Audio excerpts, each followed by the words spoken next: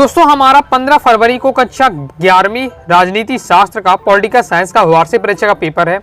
लगातार तैयारी कराते जा रहा हूँ, इसलिए पहले ही 2 अंकी वाले महत्व प्रश्न, 3 अंकी वाले महत्व प्रश्न, 3 अंकी वाले महत्व प्रश्न मैंने 2 पार्ट में वीडियो आई है। ओके, तो 2 अंकी 3 अंकी बता दिए हैं। तो क्रम से दोस्तों अगर वीडियो देखना चाहते हैं क्लास 11th पॉलिटिकल साइंस वार्षिक परीक्षा इंपॉर्टेंट क्वेश्चन आंसर 2025 के नाम से प्लेलिस्ट है। प्लेलिस्ट में जाकर क्रम से वीडियो देखकर तैयारी कर सकते हैं। दोस्तों आज की इस वीडियो में मैं आपको अति महत्वपूर्ण वस्तुनिष्ठ प्रश्न उत्तर बताने वाला हूं। एकदम सिलेक्टेड हम वस्तुनिष्ठ देखेंगे। ऐसा नहीं कह रहा कि मैं आपको कि 32 नंबर के आपके वस्तुनिष्ठ पेपर में आएंगे तो 32 के 32 नंबर इसी में से आपको देखने को मिलेंगे, लेकिन हाँ आपको 20-25 से आपको कहें वस्तुनिष्ठ में आपको सेट करवा दूंगा। ओके, देखिए आपको 2 पार्ट में वीडियो आएगी। पार्ट 1 है, चलिए देख लेते हैं। तो एक रात में कामयाबी सिर्फ उन्हें मिलती है जो उस रात के लिए कई रात जाकर मेहनत करते हैं। जीवन में उसी व्यक्ति के जीवन में कामयाबी की रात आती है जिस व्यक्ति ने उस कामयाबी की रात के लिए कई रातें जाकर मेहनत की हो। सबसे पहले दोस्तों आ जाते हैं हमारे बहुविकल्पी प्रश्न। पहला है भारतीय संविधान में अनुसूचियां हैं, तो भारतीय संविधान में 12 अनुसूचियां हैं। मौलिक अधिकारों की सबसे सटीक वर्णन है, यानी इन पॉइंटों में से मौलिक अधिकार के बारे में कौन सा पॉइंट वर्णन कर रहा है, तो इसका राइट आंसर हो जाएगा किसी व्यक्ति को प्राप्त समस्त अधिकार क्या होते हैं, मौलिक अधिकार कहलाते हैं। नेक्स्ट हमारा क्वेश्चन है भारत में उच्च तथा सर्वोच्च न्यायालय के न्यायाधीशों की नियुक्ति करता है। उच्च और सर्वोच्च न्यायालय के न्यायाधीशों की नियुक्ति कौन करता है, सर्वोच्च न्यायालय का मुख्य न्यायाधीश करता है। नेक्स्ट हमारा क्वेश्चन है मतदाताओं को फोटो युक्त पहचान पत्र अनिवार्य दिया गया तो 1993 में। मतदाता को फोटो युक्त जो पहचान पत्र मिला जिसमें फोटो लगी थी, ऐसा पहचान पत्र 1993 में अनिवार्य कर दिया गया था।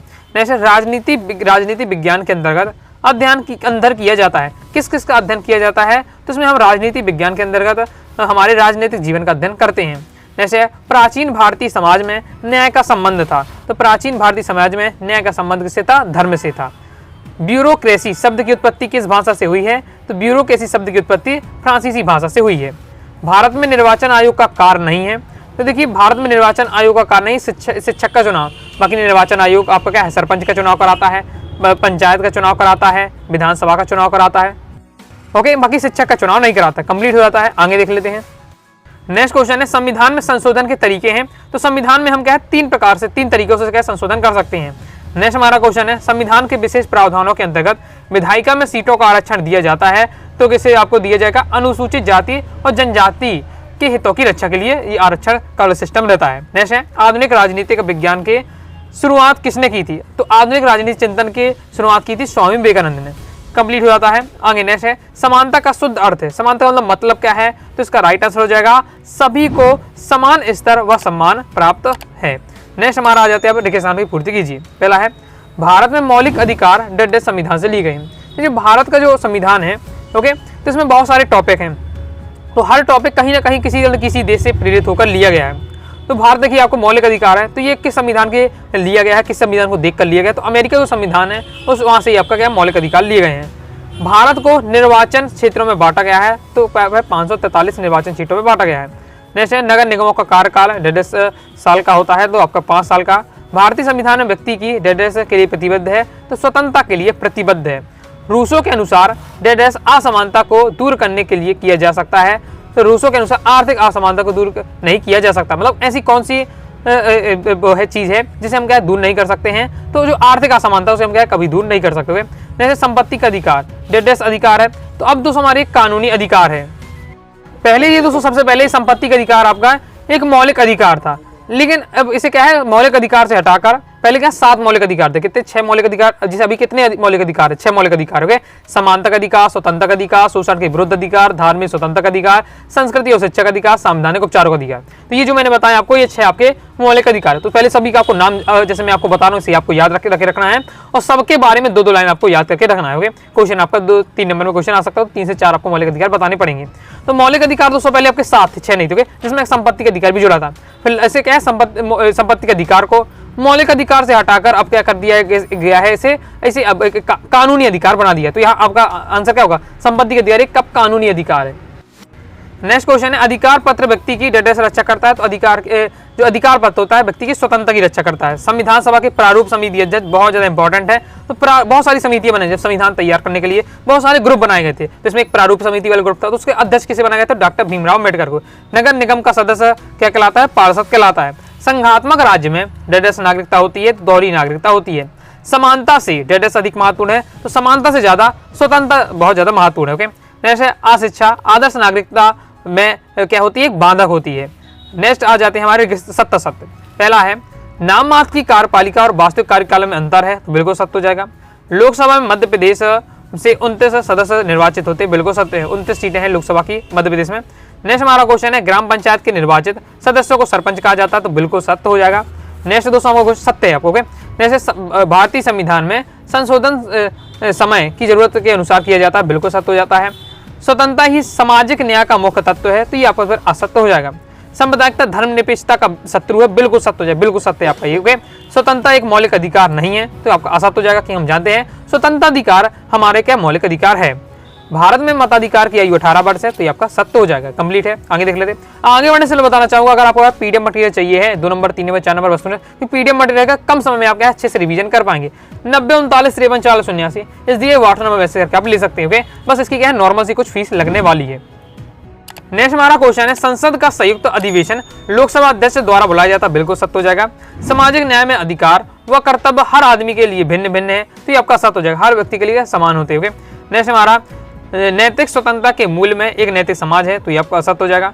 भारतीय धर्मनिरपेक्षता पश्चिमी धर्मनिरपेक्षता का से बुनियादी से भिन्न है, तो ये आपका बिल्कुल सत्य हो जाएगा। मतलब पश्चिमी धर्मनिरपेक्षता और भारतीय जो धर्मनिरपेक्षता में डिफरेंस। ओके, अब देख लेते हैं हम सही जोड़ियां। ओके, इसमें थोड़ा गलत है आपका दिया, तो जो मैं आपको बताऊं उस पर थोड़ा आपको फोकस कर लेना है। ये दल विदल विधेयक हो जाएगा, वो हो जाएगा आपका किस में हो जाएगा, तो दल विधेयक हो जाएगा दोस्तों आपका 42वां संविधान संशोधन। ओके, बेरोजगारी का उन्मूलन, तो ये हमारा बेरोजगारी का उन्मूलन आर्थिक स्वतंत्रता के क्षेत्र में आता है। अवसर की समानता, तो अवसर की समानता दोस्तों हमारा क्या हो जाना चाहिए, एक नागरिक अधिकार के अंदर चला जाएगा। ओके, शिक्षा का अधिकार दोस्त प्रत्येक बच्चे को क्या है निःशुल्क शिक्षा, ये शिक्षा के अधिकार में आएगा। राष्ट्रवाद में बांधक है, तो सांप्रदायिकता है वो क्या है राष्ट्रवाद में बांधक है। 42वां संविधान संशोधन हुआ था 1976 में, और आपका हो जाएगा धर्मनिरपेक्षता, तो इसको कहते हैं सेकुलरिज्म। ओके, कंप्लीट है। नेक्स्ट हमारा आ जाता है जोड़ी, और इसे देख लेते हैं। देखिए संरक्षण नौकरशाही, तो ये हो जाएगा लूट पद्धति हो जाएगा। फिर आपका पंचायती राज व्यवस्था, तो हो जाएगा आपका तीसरी में। फिर धर्म का अर्थ होता है सभी का कल्याण। भारत में सामाजिक न्याय, तो डॉक्टर भीमराव अम्बेडकर। मत देने का अधिकार, तो मत देने का अधिकार हमारे एक राजनीतिक अधिकार है। फिर भारत में राष्ट्रवाद का होता है, तो भारत में राष्ट्रवाद का 19वीं सदी में हुआ। भारतीय पंथ निरपेक्षता सिद्धांत का आधार है, तो ये दोस्तों हमारा हो जाएगा आपका सर्वपंथ संभाव। कंप्लीट हो जाता है। आगे देख लेते हैं। अब आ जाते हैं एक शब्द एक वाक्य में उत्तर देना है। मुख्यमंत्री किसे अपना त्यागपत्र देकर पदमुक्त हो सकता है, तो राज्यपाल को क्या अपना त्यागपत्र देकर पदमुक्त हो सकता है। धन विधेयक संसद के किस सदन में पेश किया जाता है, तो लोकसभा में पेश किया जाता है। ओके, धन विधेयक है वो देखिए, और भी जो विधेयक होते हैं आपके वो चाहे राज्यसभा में हो चाहे लोकसभा में कहीं प्रस्तुत हो सकते हैं। ओके, लेकिन जो धन विधेयक है वो केवल और केवल पहले सबसे पहले लोकसभा में आएगा। ओके, इसके बाद नेक्स्ट है संघ सूची के विषय में कौन सा पर कानून कौन सा बनाता है, तो संघ सूची पर केंद्र सरकार बनाएगी। ये 3 सूचियां हैं आपकी पूरे आपके संविधान में 3 सूची है, एक संघ सूची, आपकी राज्य सूची और समवर्ती सूची। संघ सूची की बात करें तो केवल उसमें केंद्र सरकार उसमें कानून बना सकती है। राज्य सूची में राज्य में जितने भी विषय दिए हैं उन पर कानून उन पर काम कौन कर सकता है, राज्य सरकार कर सकती है। समवर्ती सूची में जो विषय दिए हुए उनमें चाहे राज्य चाहे केंद्र दोनों उसमें काम कर सकते हैं। इस प्रकार से रहता है। वेदों की ओर लौटो, तो किसने नारा दिया, तो स्वामी दयानंद सरस्वती ने। हमारे संविधान के लिए समुदाय आधारित अधिकारों का मान्यता देना क्यों जरूरी हो गया, ताकि कोई भी संविधान दूसरे के ऊपर स्थापित न कर सके। यानी क्या है सभी जो हमारे समुदाय हैं और भी सभी को क्या अधिकार दिए गए हैं। तो इसके क्यों दिए गए, ताकि क्या एक जो बहुसंख्यक लोग हैं अल्पसंख्यक पर क्या दबाव ना बना सके किस टाइप से, ओके, या एक समुदाय दूसरे पर अपना क्या राज्य ना चला सके। नेक्स्ट है वंश के आधार पर प्राप्त होने वाली नागरिकता क्या कहलाती है, तो हमें क्या है वंश द्वारा प्राप्त नागरिकता। मार्क्सवादी समानता के जनक कौन है, कार्ल मार्क्स है। राज्यसभा के सदस्यों का कार्यकाल 6 वर्ष होता है। अपने से बड़े लोगों का सम्मान कौन सा अधिकार है, तो एक हमारा नैतिक अधिकार है, जो जबरदस्ती वाला नहीं है, हमारी नैतिकता है, हमें किसी का सम्मान करना है तो हमारी इच्छा है। ओके, कोई जबरदस्ती आपके नहीं है। यहाँ नेक्स्ट हमारा सर्वोच्च न्यायालय के न्यायाधीशों को उनके पद के किस क्रिया द्वारा हटाया जा सकता है, तो उनमें क्या है अगर सर्वोच्च न्यायालय के न्यायाधीश को हटाना है तो महाभियोग की प्रक्रिया चलानी पड़ती है। अभी तक ऐसा हुआ नहीं है भारत में कभी इतिहास में कभी महाभियोग को चलाना पड़े, लेकिन ये बहुत जटिल प्रक्रिया होती है तो इतनी आसानी से हटाई भी नहीं जाता। ओके, संविधान संशोधन की प्रक्रिया में राज्यपाल की भूमिका होती है, तो क्या होती है सीमित यानी बहुत कम होती है। इतना संविधान संशोधन की प्रक्रिया में राज्यपाल का ज्यादा महत्व नहीं होता है। जैसे बस लास्ट में क्या साइन वगैरह करने पड़ते हैं, बाकी जो होता है वो सभाओं में होता है। जैसे समानता का अधिकार किस देश का अधिकार से लिया गया है, तो ब्रिटेन से लिया गया है। मतलब जो हमारे संविधान में समानता अधिकार वाला जो कंसेप्ट है वो कहाँ से लिया गया है, किस देश के संविधान को कॉपी किया गया है, देखा गया है। ओके, तो ब्रिटेन से। नेक्स्ट है समानता का अधिकार किस अनुच्छेद में आता है, तो अनुच्छेद 14 में। धर्मनिरपेक्ष की अवधारणा कहाँ से ली गई है? धर्मनिरपेक्ष की अवधारणा यूरोप से ली गई है। ओके, तो इस बार से कंप्लीट हो जाता है वस्तुनिष्ठ। अब ये आपका पार्ट 1 है, एक और पार्ट आएगा तो उसमें और कुछ सिलेक्टेड में वस्तुनिष्ठ जो रह गए हैं उनको मैं आपको कवर करा दूंगा। तो आई दोस्तों आपको वीडियो पसंद है, वीडियो पसंद है लाइक करके सब्सक्राइब जरूर कर दीजिएगा।